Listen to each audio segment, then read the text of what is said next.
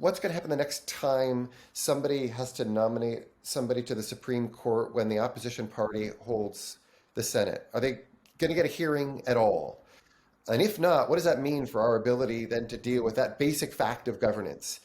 I think there are lots of that's another one. We could roll out a whole list of things where you'd say things are bad now, but they're only going to get worse because whatever action is being taken by one party, the other one is going to weaponize. I'm glad you said that because I've been thinking a lot. And that's how we lose a democracy. I'm glad you said that, Professor, because I've been thinking a lot this week about Justice Kavanaugh, who's been coming under a lot of criticism lately for doing essentially the opposite of what he said he would do, right? He did say that Roe versus Wade was established law. And then as soon as he got his chance, just like some people said he would do, because some people back then said he's lying. He doesn't believe that. As soon as he gets a chance, he's going to overturn Roe versus Wade. So now he overturns Roe versus Wade, and Americans are furious, right? Many women in particular, women's groups, are furious with him. Obviously, he always has his supporters as well. Recently, he was at a Morton's eating, and this large group of people showed up outside of the Mortons with signs protesting him. Now, they never confronted him. He barely even had contact with them.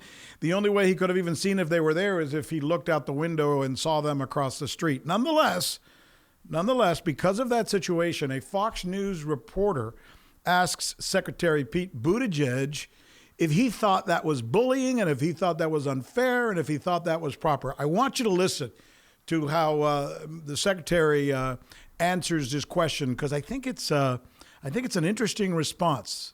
Here it is. Look, when public officials go into public life, we should expect two things. One, you should always be free from violence, harassment, and intimidation. And two, you're never going to be free from criticism or peaceful protest, people exercising their First Amendment rights. Okay. And that's what happened in this case. Remember, the justice never even came into contact with these protesters, reportedly didn't see or hear them. And these protesters are upset because a right, an important right that the majority of Americans support, was taken away. Understood. Not only the right to choose, by the way, but this justice was part of the process of stripping away the right to privacy. As long as I've been alive, settled case law in the United States has been that the Constitution protected a right to privacy, and that has now been thrown out the window by justices, including Justice Kavanaugh, who, as I recall, swore up and down in front of God and everyone, including the United States Congress, that they were going to leave settled case law alone. So yes, people are upset. They're going to exercise their First Amendment rights. And as long as that's peaceful, that's protected. Compare that, for example, to the reality that as a country, right now, we're reckoning with the fact that a mob summoned by the former president let me follow up, Mr. Secretary. attacked the United States Capitol for the purpose of overthrowing the election and very nearly succeeded in preventing the peaceful transfer of power. But I think common sense can tell the difference. But as a high-profile public figure, sir, are you comfortable with protesters protesting when you and your husband go to dinner at a restaurant? Protesting peacefully outside in a public space? Sure. Look, I can't even tell you the number of spaces, venues, and scenarios where I've been protested. And the bottom line is this. Any public figure should always, always be free from violence, intimidation, and harassment, but should never be free from criticism or people exercising their First Amendment rights. I got to tell you, he may look like a little kid, but he sure talks like a grown-up, doesn't he?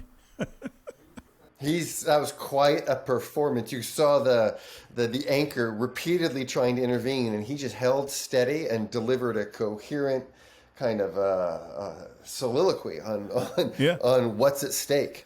And it is. And by the way, just so you guys, so you can understand exactly what we mean by the ire that has been caused by people who are on the other side of this argument, who were convinced that Kavanaugh should not have been allowed to become a Supreme Court justice because he was going to do, they say, exactly what he did. Here is Kavanaugh when he was being questioned by the Senate before he was confirmed, specifically about Roe v. Wade. Here it is. Have your views about whether Roe is settled precedent changed since you were in the Bush White House? Yes or no? Well, I'll tell you what my views, I'm not sure what it's referring to about Bush White House, but I will tell you what my view right now is. This is the point I want to make that I think is important. Planned Parenthood versus Casey reaffirmed Roe and did so by considering the stare decisis factors. So Casey now becomes a precedent on precedent. It's a precedent on top of a precedent. So what he's saying yet it is, still can be overturned. this is established law, baby. I can't touch this. So don't worry. I am not going to touch Roe versus Wade. I'm going to keep hands off. He didn't do that. No, he didn't. But here's what I'd say. I think that we need to take a hard look, not just at what he said in this particular moment, but what these nomination hearings are really trying to accomplish. So much of them are just about theater and dodging hard questions and behaving in ways that are disingenuous. To claim that I have no opinion about a subject matter, or I shouldn't speak to a subject matter because it might come before the court, which is a move that they regularly make, shouldn't be tolerated going forward. But we live in this world where we have these short hearings that that lead to appointments that are for life and that are not binding. They're not contracts that these people are written. And there's no, short of impeachment, there's no recourse. So when, George H.W. Bush comes out and says when he's running for office, read my lips, no new taxes, and then raises taxes, in 92, the electorate can say, nope, you did something you said you weren't going to do. There's no subsequent opportunity for us to reconsider short of an impeachment, and that's not going to happen given the high threshold. But we've gotten to a point, haven't we, where you don't judge or choose people based on their character or their knowledge or their standard of fairness. The red team chooses a guy based on how red they think he can be, and the blue team chooses a gal based on how blue they think that person can be. And that kind of sucks, doesn't it? Because we're getting, I'm sorry, with all due respect to Justice Kavanaugh, I watched his performance. I own a publicly traded company. I would not have hired that guy. We have people come through for interviews all the time.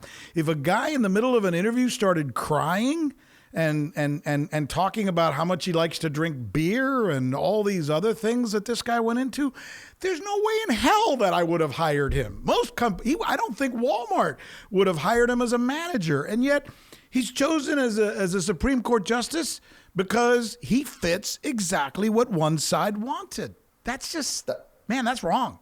That's exactly right. And that's exactly how people are voting in the Senate. The presidents who are blue are picking decidedly blue nominees, and presidents who are red are picking decidedly red nominees. And the Democratic and Republican parties in the Senate are voting accordingly.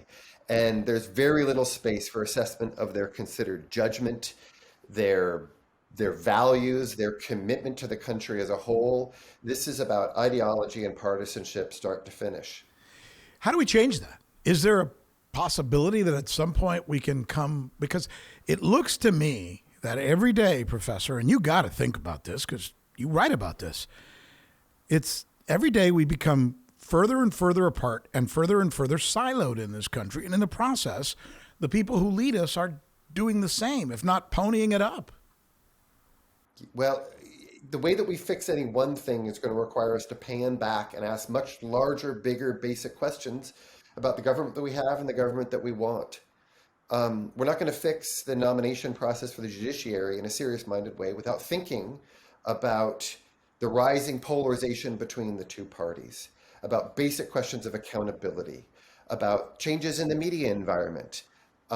There's all these things are linked in important ways. And I think we're long overdue to sort of step back from the local crisis, be it Kavanaugh's appointment to the Supreme Court, who then behaves in ways that are antithetical to the claims that he made in his nomination, or the January 6th insurrection, and to think anew about the design of our institutions and how we might reform them, because we're in real trouble. You mentioned the media, and I guess for those of us who are in the media, in my case, I went to school and got my journalism degree, which today most of the people who practice journalism aren't even journalists, nor were they trained as journalists.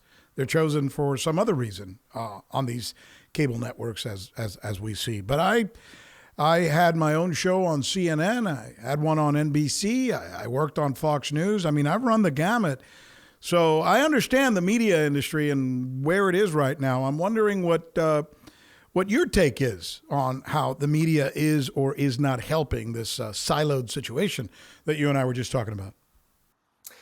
Well, I'd say a couple of things. One thing is that the bifurcation of sort of liberal media and conservative media that we're observing today is not altogether new. In the 19th century, there were plenty of decidedly left and right political newspapers that did the bidding of their parties.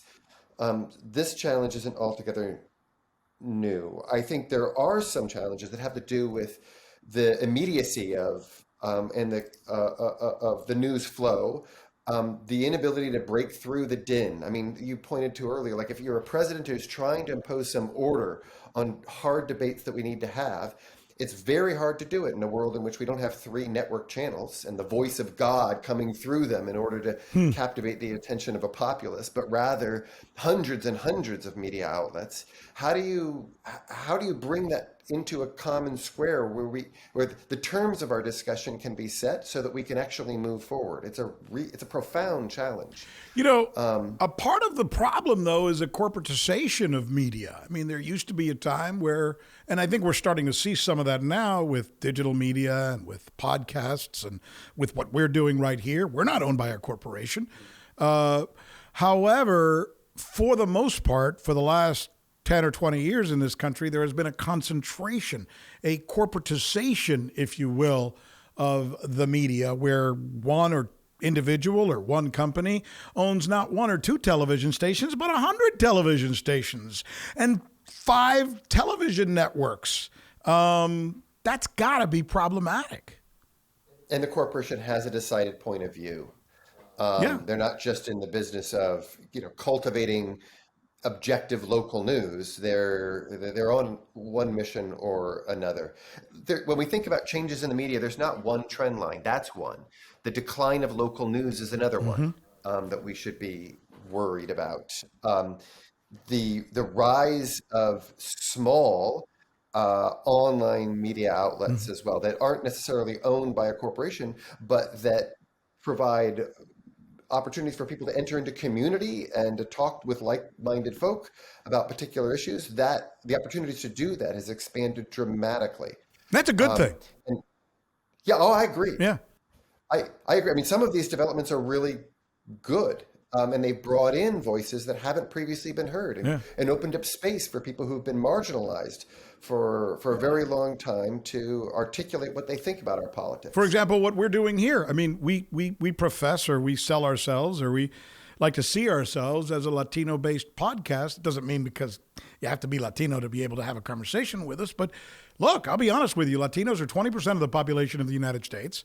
If we were a GDP or a country unto ourselves, we'd be the 3rd fastest growing in the entire world, only behind China and India. 80% of us are U.S. citizens. For the most part, 95% of those under 41 in the United States speak English, and yet most people don't see us that way, including media entities. So Latinos who are acculturated and assimilated in the United States, you know this, you live in Chicago, they're huge swaths of our communities, but they don't have representation. They got to just choose between Fox and CNN and MSNBC, and for the most part, even there, they're usually about 2% of the voices heard in those places. So here's an opportunity for us to go out and create a vehicle for a voice or an expression or an idea or an ideology that's often not shared or a perspective that's not shared. And to build community in the process and to speak across your own differences and to figure out what are our priorities, right? So one game is how do we get entree into established venues? How do you go from 1% to 2% of the stories on major network news being centrally about your community, and the other is to say let's build a platform of our own, which is what you're doing here, and to come together. Agua.